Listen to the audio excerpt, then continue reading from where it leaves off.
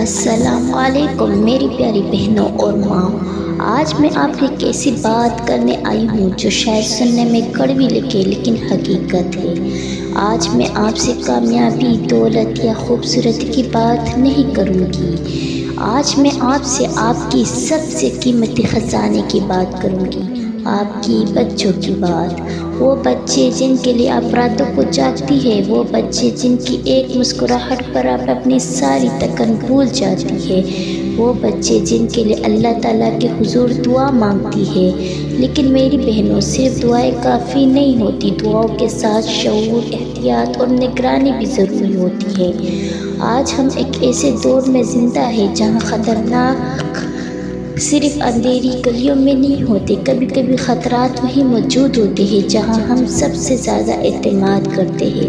کبھی کوئی جاننے والا، کبھی کوئی پڑوسی، کبھی کوئی دکاندار، کبھی کوئی رشتہ دار اور کبھی کوئی ایسا شخص جس کے بارے میں ہم سوچ بھی نہیں سکتے۔ یہ حقیقت تلخ ہے لیکن حقیقت ہے، اس لیے ہر ماں کو جاگنا ہوگا، ہر ماں کو سمجھنا ہوگا۔ بچے صرف روٹی، کپڑا اور تعلیم کے محتاج نہیں، وہ تحفظ کے بھی محتاج ہے۔ ان کا سب سے بڑا محافظ کوئی اور نہیں بلکہ ان کی ماں ہوتی ہے۔ میری بہنوں، کیا آپ نے کبھی غور کیا ہے؟ اپنے بچوں کو یہ سکھاتے ہیں کہ سڑک کیسی پار کرنی ہے، ہمیں انہیں یہ سکھاتے ہیں کہ بجلی کے تار کو ہاتھ نہیں لگانا، ہمیں انہیں یہ سکھاتے ہیں کہ آگ سے دور رہنا۔ کیا ہم انہیں یہ سکھاتے ہیں کہ اپنی عزت اور اپنی حفاظت کیسی کرنی ہے؟ اکثر نہیں، ہم شرم کی وجہ سے خاموش رہتے ہیں۔ ہم سمجھتے ہیں بچے ہیں، ابھی چھوٹے ہیں، لیکن یاد رکھو، مجرم یہ نہیں دیکھتا کہ بچہ کتنا معصوم ہے۔ اس لیے بچوں کو عمر کے مطابق اچھی اور بری چھوڑنے کی پہچان ضرور سکھائیں۔ انہیں بتائیں کہ ان کا جسم اللہ کی امانت ہے، کوئی بھی شخص اگر انہیں چھوئے جس سے وہ پریشان ہو تو فوراً ماں باپ کو بتائیں۔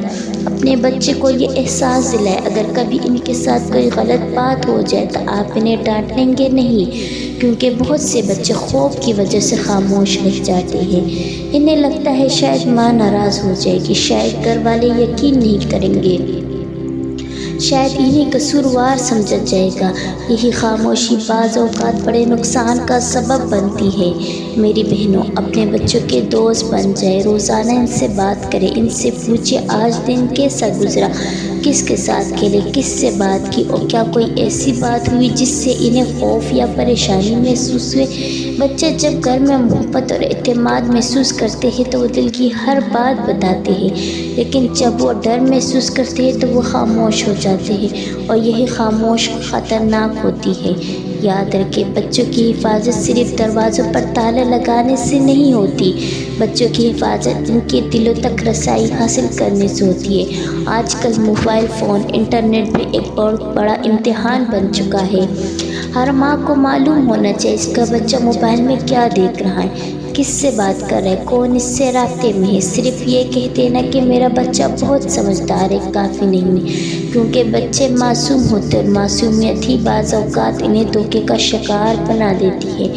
میری پیاری بہنوں، اگر آپ کا بچہ اچانک خاموش ہو جائے، وہ کسی خاص شخص سے ملنے سے گھبرائے، اگر وہ اکیلا رہنے لگے، اس کی نیند خراب ہو جائے، اگر اس کا رویہ بدل جائے، تو ان علامات کو معمولی مت سمجھے، یہ اس کے دل میں چھپے کسی خوف کا اشارہ ہو سکتی ہے۔